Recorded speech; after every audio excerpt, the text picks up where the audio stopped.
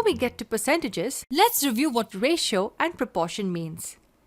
A ratio is of the form A by B, where A and B are integers and B is not equal to 0. An example is 2 by 3 or 2:3.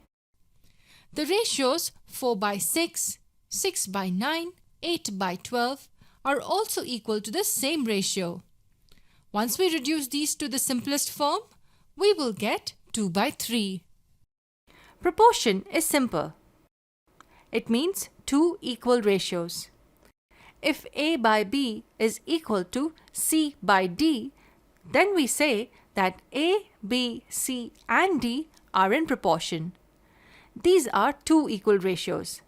It can also be written as A is to B is the same as C is to D. In this example, A and D are extremes and B and C are means. When A, B, C and D are in proportion, the product of the extremes will always equal the product of the means. Hence, A multiplied by D will equal B multiplied by C. If you understand these two concepts well, you would find the topic of percentages phenomenally simple. It's all about ratio and proportion. Now let us try to understand what percentage means. Many times it's also referred to as just percent. Per actually means out of and cent means hundredth.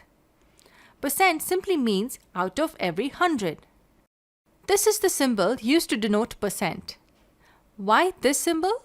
Well, you can think of it like this.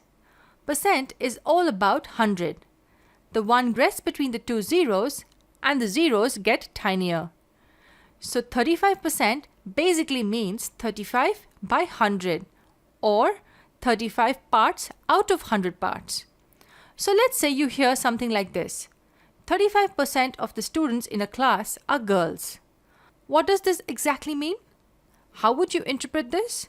Well, you can say that if there are 100 students in a class, then 35 of them are girls. But do the number of students have to be 100? Not necessarily. We will cover this point in one of our videos.